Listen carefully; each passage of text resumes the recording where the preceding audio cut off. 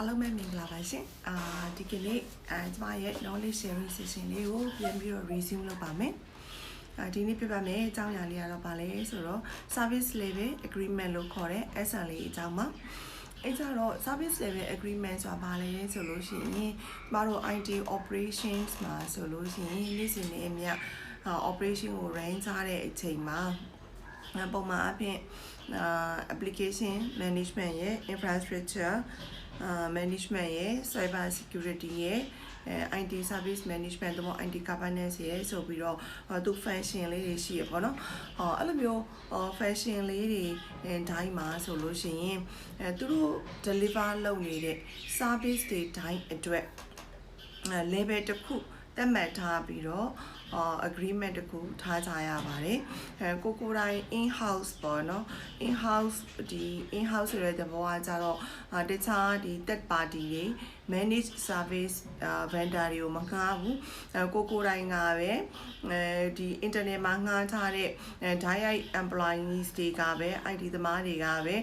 ဒီ service တွေအကုန်လုံးကို deliver လုပ်ကြတာကို in house လို့ခေါ်တယ်ပေါ့နော် in house တွေအတွက်လည်း service level agreement တခုကတော့ထားရမယ် function တိုင်းမှာသူတို့ deliver လုပ်နေတဲ့ service တိုင်းမှာလက်ခံနိုင်တဲ့ level တွေဆိုတာ threshold level တွေဆိုတာထားကြရတယ်ပေါ့နော်အဲ့ဒါကို service level agreement လို့ခေါ်တာပေါ့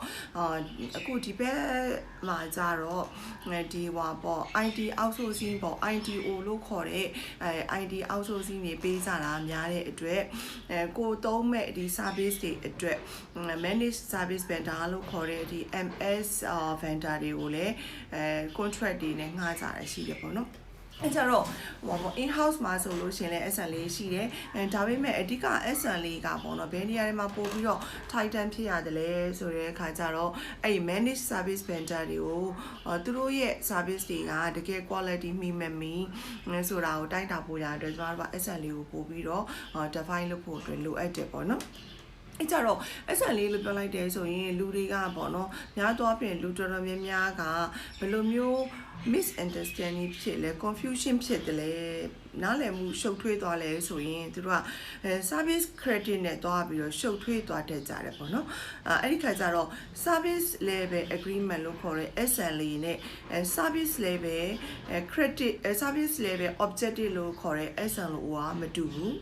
အဲ့လိုပဲ service credit လို့ခေါ်တဲ့ penalty ကလည်းမတူဘူးအဲ့ဒါတွေအပြင် operational level agreement လို့ခေါ်တဲ့ OLA တွေလည်းရှိတယ် key performance indicator လို့ခေါ်တဲ့ KPI တွေကလည်းရှိသေးတယ်next session မှာ